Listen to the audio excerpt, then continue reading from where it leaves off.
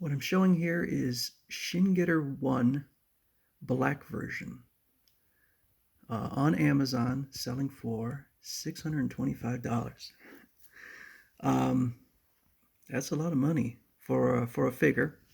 And here he is, the Shin 1 black Robo. It's I believe between 9 and 10 inches tall, and really a beautiful figure. This is by RIOBOT.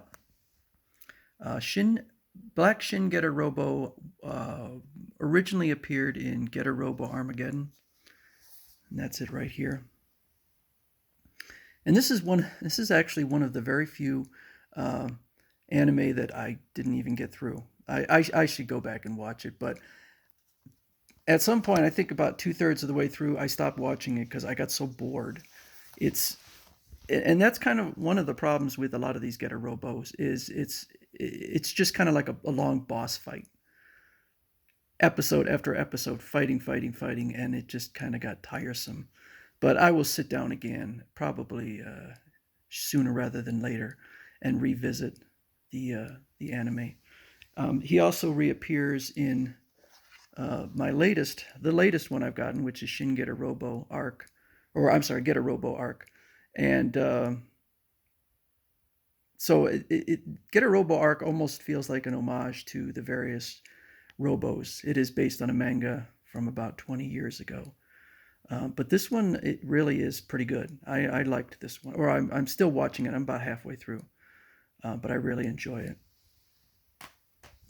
So if you look on here at Shin Getter 1, he's got wings, and it's hard to tell, but can I don't know if I can make this bigger.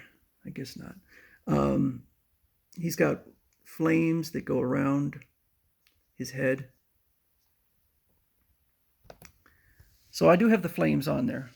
Those are permanently affixed. I don't have the wings, and I don't have the flames going in the back. And the reason is because I could not get them attached.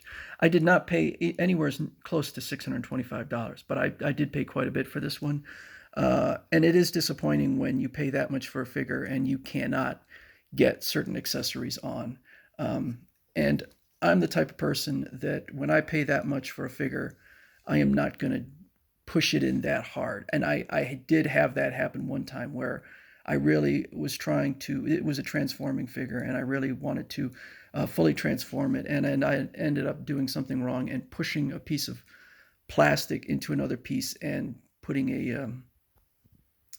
a dent into it. So that was really disappointing. So I'm not willing to go crazy with trying to put these.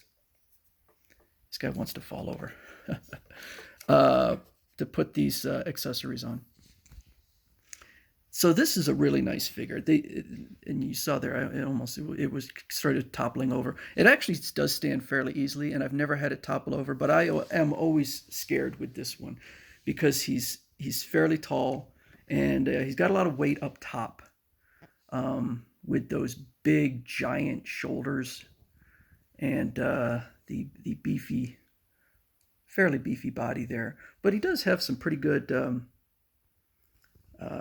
mass down there at the calves. But definitely the taller a figure is, the more I worry about the figure toppling over. Where I put him in a case and on glass. And so if he falls over, he will fall over on glass, and glass is smooth.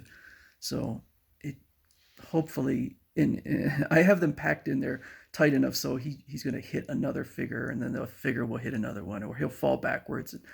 But anyway, yeah, it can be a little nerve-wracking sometimes when you. Luckily, I don't live in an area where we have earthquakes or anything. I like the matte finish on there. It's very nice. The colors really pop. The greens are gorgeous. You really kind of expect that on a high-end figure, to have pristine coloring, and you really do. And this is an amazing reproduction of the figure. It is gorgeous, and there is some just wonderful engineering back here. I can't really show it because I'm holding my camera. So, by the way, I did actually attempt to I got a stand for my camera, and I was going to use it, but ended up being more trouble than it was worth. So I'm still, I know some people, some figure showers or demonstrators have a whole setup, but maybe if my channel grows to a certain point, I'll invest in a better setup. But there's quite a bit of die cast in here. I think this is all plastic, but um, it's a pretty amazing figure. So another figure that I'm looking at, let me go through here real quick. So this is one I'm definitely considering. Now it's so similar that you may think it's by the same company, but it's not. This is CCS Toys, and it is also a Get a Robo Armageddon. So that's why it looks so similar to the black, because they are based on the same anime character. So that's why they look very similar, even though I believe they're different companies. Sometimes it's hard to know. I know one's by RIOBOT, one's by CCS Toys. Are they the same company? I don't know. I don't think they are, but I'm not 100% sure. Then let's see here. Okay, so this is RIOBOT. This is the Getter 1 by RIOBOT. So RIOBOT did create a Getter 1, but it's not the same as this one. Obviously, the price on this is pretty high, but that's the starting price. This is about 9 or 10 inches, 10 inches tall. So I think that's even taller than the Black Getter one. It would be nice if they were the same height, but I think they're not. This one, 200 millimeters. Let's see, what's 200 millimeters? 200 millimeters in inches. Oh, 7.8. Okay, so this is under 8. All right, so this one's going to be actually a fair amount taller. So then I'll be even more scared of him falling over. So the thing with Black Getter Robo is sort of the mysterious Getter Robo, generally piloted by one pilot, as far as I can tell, always one pilot. So for Getter Robo in general, and Getter Robo can be very complicated. Getter Robo is a combiner with 3, but I believe they can be operated by a single pilot.